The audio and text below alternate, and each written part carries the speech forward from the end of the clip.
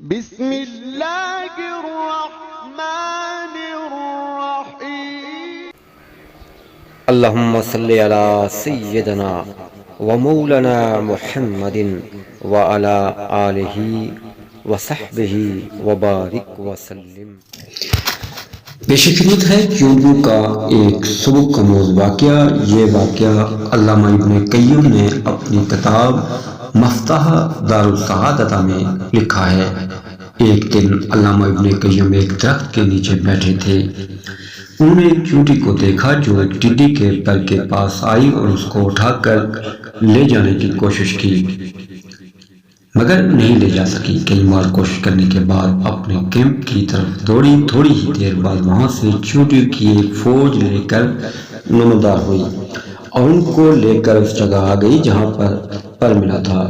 گویا وہ ان کو لے کر پر لے جانا چاہتی تھی۔ چونٹیوں کے اس جگہ پہنچنے سے پہلے ابن قیم نے وہ پر اٹھا لیا تو ان سب نے وہاں اس پر کو تلاش کیا، مگر نہ ملنے پر سب واپس چلے گئے، مگر ایک چونٹی وہیں رہی اور ڈھونڈنے لگی جو شاید وہی چونٹی تھی۔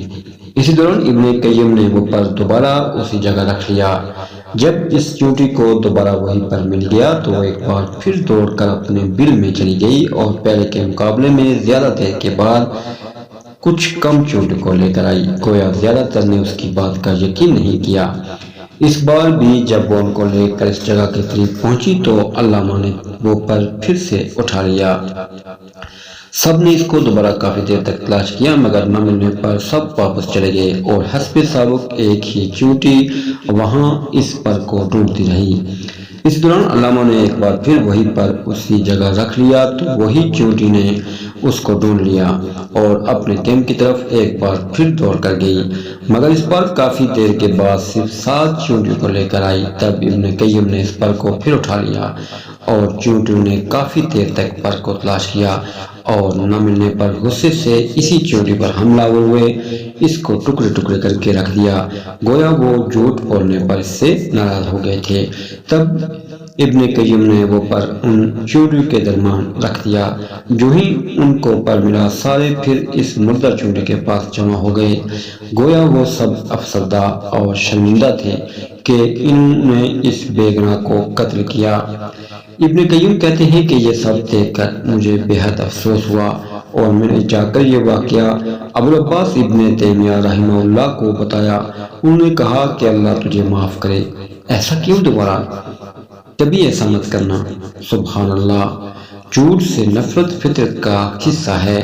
کیڑے مکوڑے بھی جھوٹ سے نفرت کرتے ہیں اور قوم سے جھوٹ بولنے پر سرائے موت دیتے ہیں۔ کیا یہ کیڑے مکوڑے ان حکمرانوں سے اچھے نہیں جو دن رات قوم سے جھوٹ بولتے ہیں، قوم کو دھوکہ دیتے ہیں؟ کیا قوم میں چونٹیوں کے برابر غیرت بھی نہیں کہ وہ جھوٹوں کی حکمرانی کو مسترد کر دیں اور ان کو سزا دیں اور ایک سچے مسلمان کو اپنا حکمران بنائیں جو اللہ کی طرف سے نازل کی گئی سچائی کو ان پر نافذ کرے۔ Thanks for watching. Islamic videos کے لیے ہمارے یوٹیوب چینل کو سبسکرائب کیجیے اور اپنے دوستوں و احباب کے ساتھ شیئر کیجیے۔ جزاکم اللہ۔